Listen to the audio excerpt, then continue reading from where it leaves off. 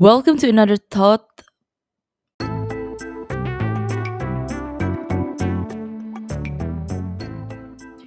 Welcome to another thought-provoking episode of You're Worthless. Read that again. The juxtaposition of your very soul. I'm your host, Nic Nierras, and today we're diving deep into the power of mindset. Our mindset plays a crucial role in shaping our personal and professional transformation. In this episode, we will explore the impact of a growth mindset, share some personal stories, and discuss practical strategies to cultivate a mindset that fuels our growth and success. Get ready for an enlightening and empowering conversation.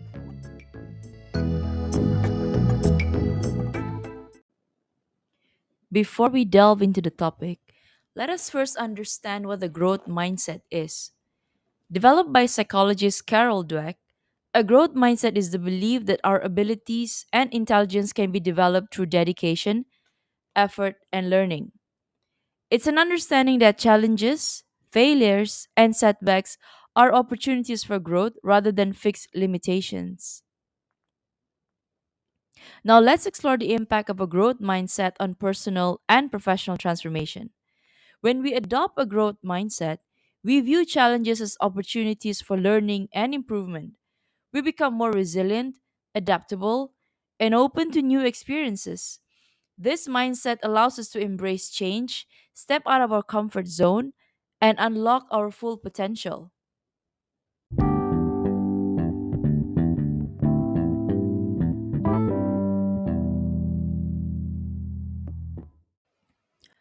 Personal stories have a unique way of illustrating the power of mindset.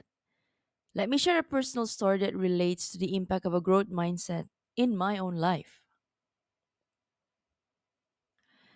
As this is a personal podcast meant to shed some light on my personal experiences, which I hope may resonate with any one of you, I'll be sharing my own story in this podcast.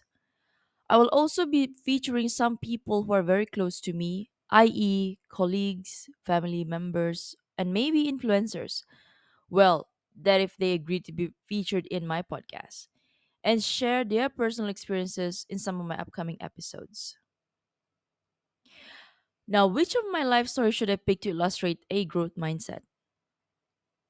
To be honest, all my life, I have been forcing myself to have a growth mindset instead of a fixed mindset. I mean, I was never one that would be comfortable speaking in public. And look at where I am now, releasing my own podcast. Gosh, this is unbelievable.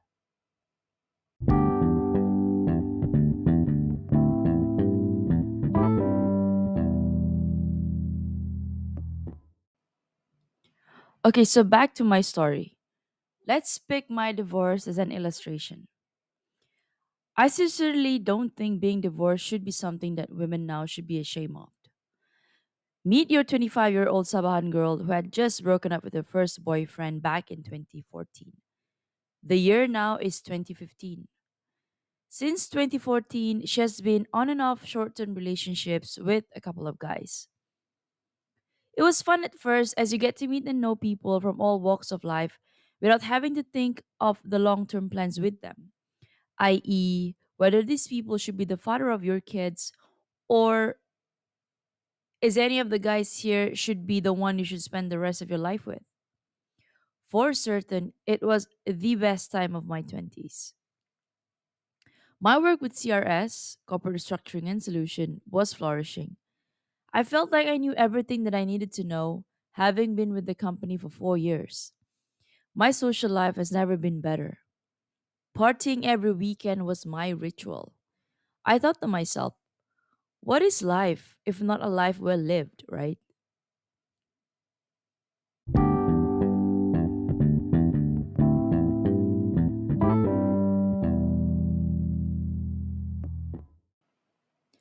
Deep down, I knew I had to try all these things in my 20s because I certainly do not want to regret not trying them by the time I hit 30 or 40.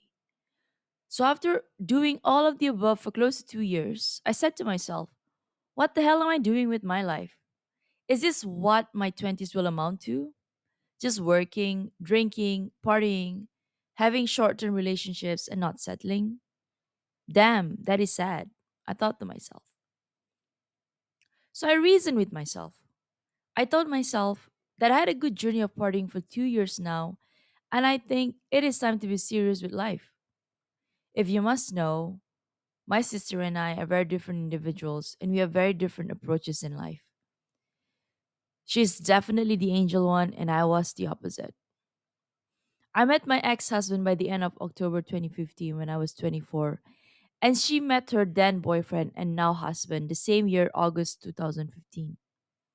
Bless them both, they stood the test of time for 8 years, and they just tied the knot last March 2023.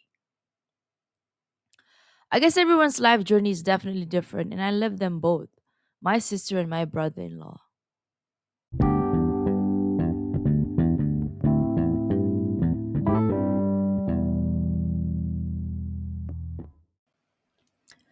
So, how did we meet? My ex husband and I. It was through a mutual friend who was commissioned to take our corporate photographs with CRS. The moment we started talking in Facebook, it was like we clicked, like we were each other's missing puzzle piece in life. We hit it right off the bat. It was fire. It was like meeting a long lost friend. And I think we mistook that as a cue that we click so well as friends, we think we should take it to the next level to get married. Sish.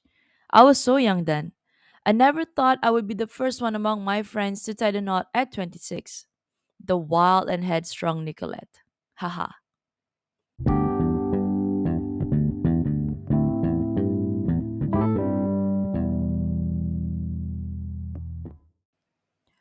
So, okay, you have these two people head to toe in love with each other and wanted to spend the rest of their lives with each other.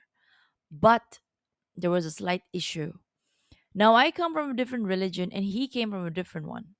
And for us to be married, according to the law where we reside, one of us had to convert and take a guess. Who would that be? That's me. Yes. All in the name of love, I did. There were a lot of pushback from different people, but the two most important people that was in my head at the time that I don't know how to face were my parents. As you can imagine, it was a rather dramatic experience, much like those you see in the telenovela, where I told them I wanted to marry and my dad said, "No, you can't. Don't do it." My mom was just there crying. They had their own talks about how they were going to lose their daughter once she's married. I knew about this after the divorce was settled, and my mom talked about it to me when we were casually chatting.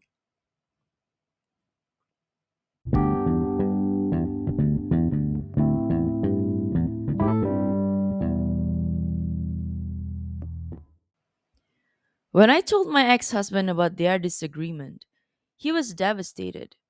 He was practically begging me not to leave him. I was so in love then. All I wanted to do was to be with him. So I begged my parents to let me marry. And they did. They finally gave me their blessings. When I told my friends, colleagues, and acquaintances, some were happy and some were not. Some said, "I think you're making a big mistake." In my heart, I probably am making one. But because I stuck to the notion of having a growth mindset at the time, I said to myself, even this, if this won't work out, I'll live another day. What is life without some risk? But the younger me would have called me crazy, as how can I take marriage as a gamble? To that question, I answer yes, I took the chance because it was the right decision at the time. Clearly, it wasn't the right decision a few years later, but had I not taken the chance, I would still be wondering how my life would turn out if I did. Maybe I could be married to one of the BTS members, or maybe I could still be single, have moved abroad, and make a living there. Or maybe I'll just be miserable. Either way, it could be either be better or worse than the current situation. We just have to make do with the choices we have at that moment. And I took matters to hand.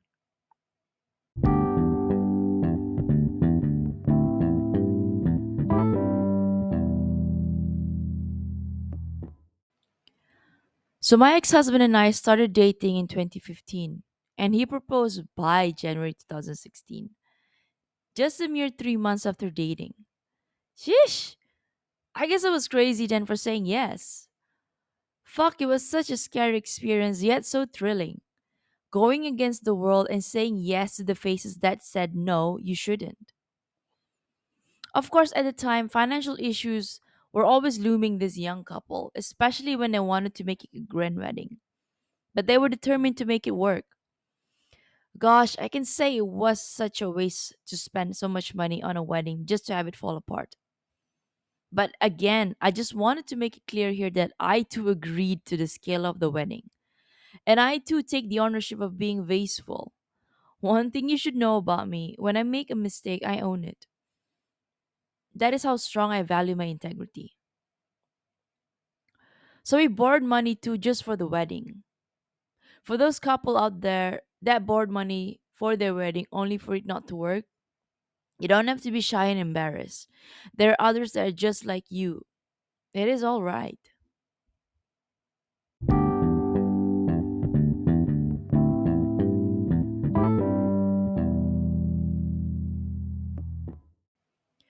So after the wedding, I thought the honeymoon phase will continue on. But we kept arguing. You all know what it was about most of the time. Yes, money.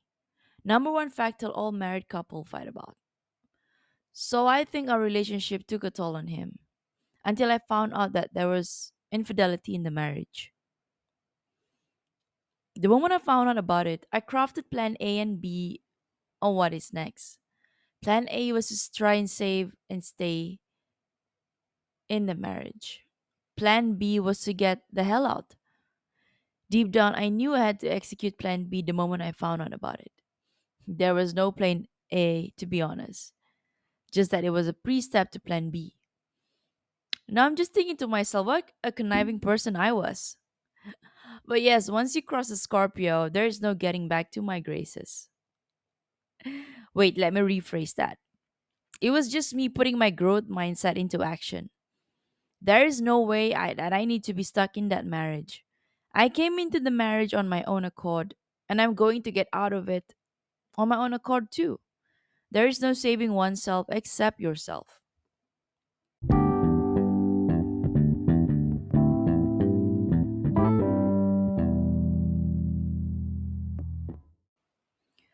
So, plan A was to move out to live on our own so that it would be easier for us to at least separate first before divorcing. Because we were living with my dad in laws, the situation made it hard for me to get out of the situation. I convinced my ex husband to move to another place where we could be with ourselves and then relearn about each other. And I wanted to see if we can save the marriage still then. So we moved to a new place, but things did not change much. We were still fighting, and more so, I had trust issues after I found out about the infidelity. It was torturous for me. It was such a dark time, and I felt like I didn't have anybody to turn to. I only had me. I didn't want to ask help from my parents because I was ashamed they would say, I told you so. I was determined to solve it myself. I gave them a heads up that we were planning to separate for a while, and my dad is such an angel. He said to me, I told you so. But you are still young. You still have so much ahead of you. It is okay. The moment he said that, I knew everything was going to be okay.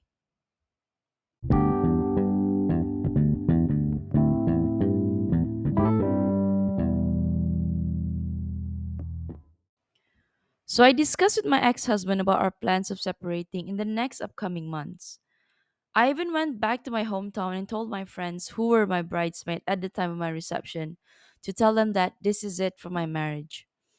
At least I wanted them to hear it from my own mouth rather than from the social media or strangers.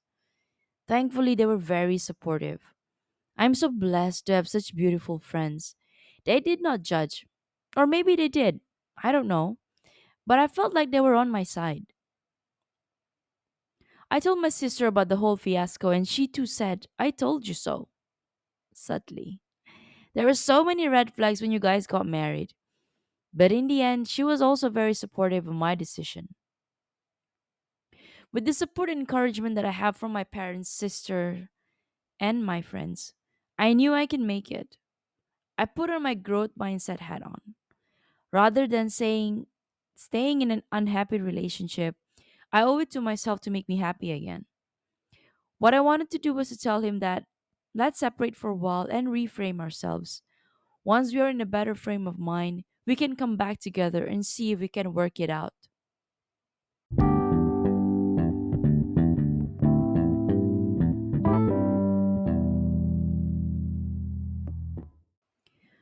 I knew I had to do it. I just needed a push from the people around me that loves me dearly. I got it. So by the time I came back from my hometown, something ensued in the car and I was fighting with him.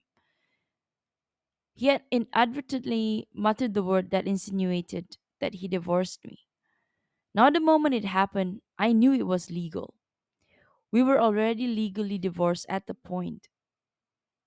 It was in September 2019, 2 years after we got married. I had so many things in my head when it happened. I wasn't sure if should be happy that I was in fact now a free woman, or I should be sad by ending such a long and arduous marriage that we fought so hard to make it happen. When it happened, everything that happened from the very first day we knew from each other flashed back to how hard we were crying because my parents didn't allow the marriage to happen at first, our trips to Indonesia, Thailand, my hometown, and his hometown, to the days we were vibing so well with each other like best friends, to the days that we were fighting about money, about the insecurities that I had, and to the days when we were fighting so bad that we couldn't even stand the sight of each other. It was a tough day.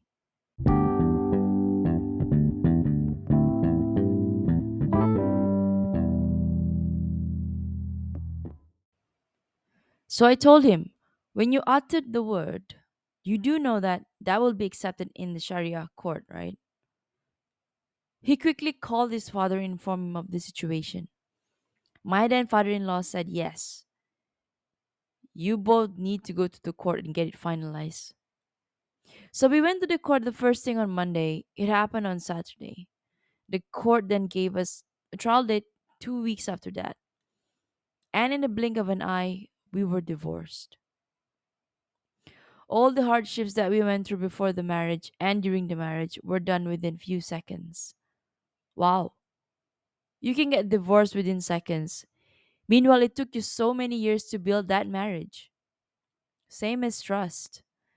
It will take you years to build that trust, but just seconds to ruin it. I put on my growth mindset hat and marched towards my uncertain future of being a new divorcee. I went and scouted a new place for myself and found one within few weeks. I settled into the place and it all seemed so surreal. A month ago I was married and the next I wasn't already. Such is life. All happens in the blink of an eye. But I am a firm believer of change, and change is always good.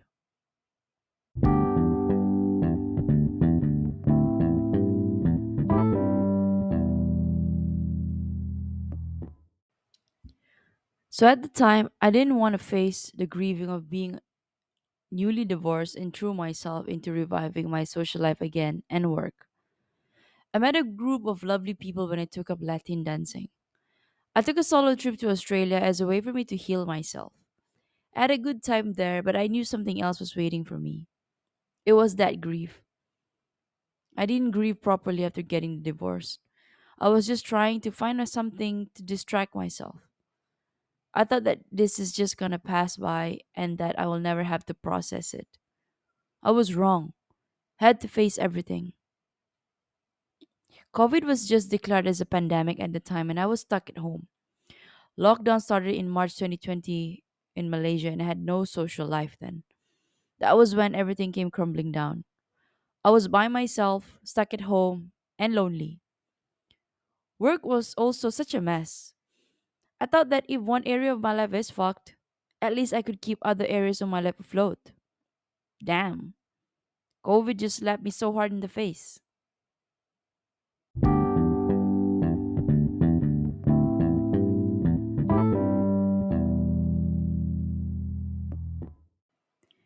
Work at the time was so fucked up that I wasn't sleeping.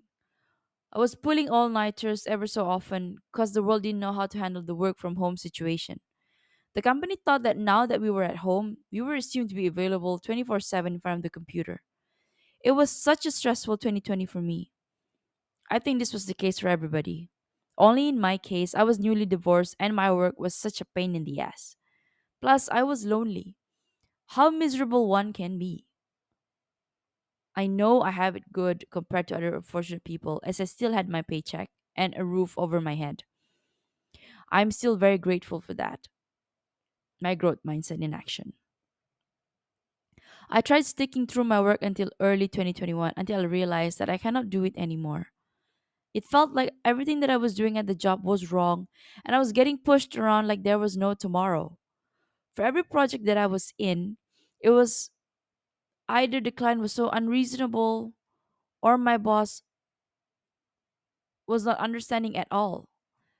I was driven to the point that I thought I was incapable of doing anything right because I was getting scolded all the time. For all that is yet to tune into my imposter syndrome episode, this is where I talk about the experience in my previous company.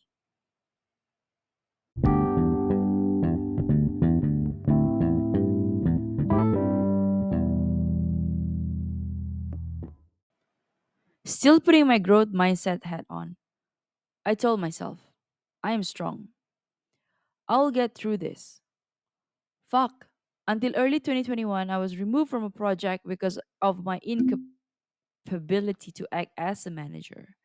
And as much as I cried over that, I thought that this was finally a sign from God, a sign from the universe. This was my way out.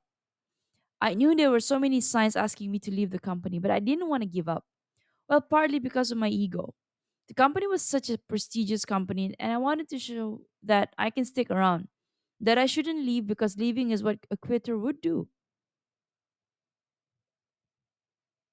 After the last project, I was removed from it. I told my dad that I wanted to quit without any backup plan, quit without any new jobs lined up for me. Damn. I couldn't care less about the bills that I had to pay, knowing full well my savings were not enough to cover me. Not even enough for the next 3 months. Thankfully, the company had a sabbatical leave option, so I took it up. I applied for 2 months unpaid sabbatical leave.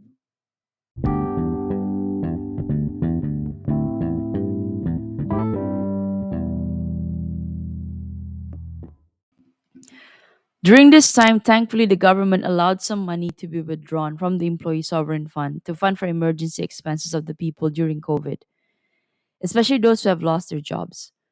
I took it as a sign from the universe. During the 2 months, I had to readjust my battered self esteem while trying to update my resume to apply for a new job. I couldn't even type anything in my resume as I thought that I never got anything right during the last projects. It was so bad. I had to reframe my mind again and put on my growth mindset hat on. I calmed myself down and asked a few friends if their company was hiring. I also started applying for jobs online.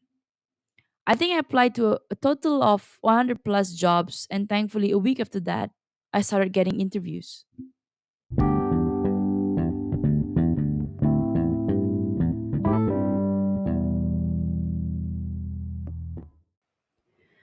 The faith in myself was restored. I attended the interviews and finally got offered 3 jobs. I was ecstatic. I never knew that somebody else wanted to hire even after what I went through. I couldn't see my own value after what happened. I asked a friend which one I should take. He said, take the one that will help you with your retirement fund. So I accepted the role with the highest offer naturally. I think the moral of the story here is I believed from the start that I was never truly stuck. I just needed to find new ways around my current situation or just get out of it if it's no longer serving my higher good. Through this experience, I discovered the transformative effects of embracing a growth mindset. It allowed me to overcome self doubt, embrace continuous learning, and achieve goals I once thought were impossible.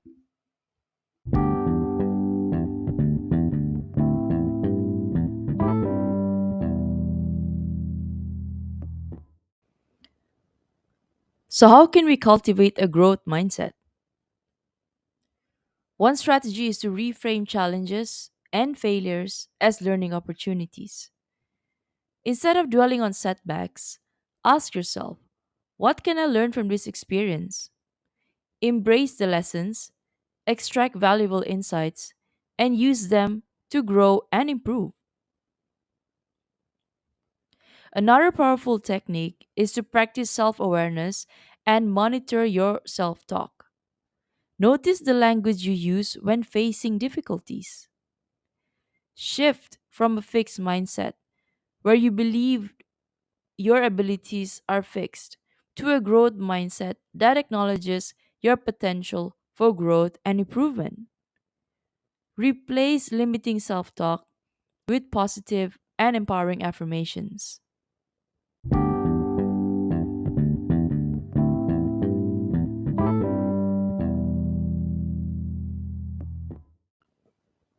Developing a growth mindset also involves surrounding yourself with a supportive and growth oriented community.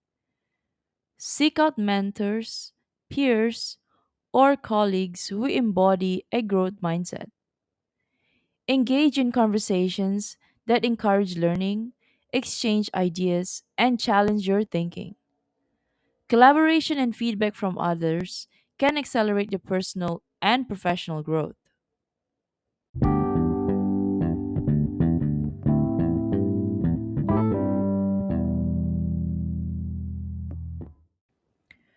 Additionally, continuous learning is a fundamental aspect of a growth mindset.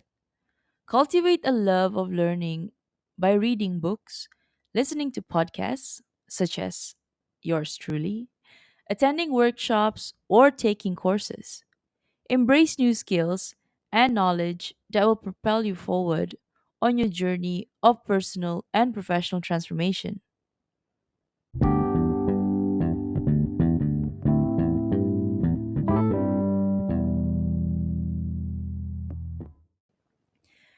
It is important to acknowledge that embracing a growth mindset doesn't mean dismissing the importance of effort and hard work. While believing in our ability to grow is essential, it is equally important to put in the necessary effort, practice, and dedication to achieve our goals. A growth mindset, coupled with consistent action, is a powerful combination for success.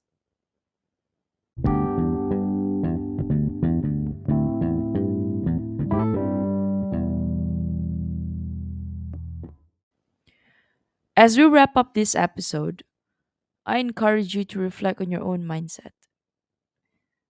Do you tend to approach challenges with a growth mindset or a fixed mindset? What steps can you take to cultivate a mindset that fosters personal and professional transformation? Remember, our mindset is not fixed. We have the power to shift it and unlock our full potential.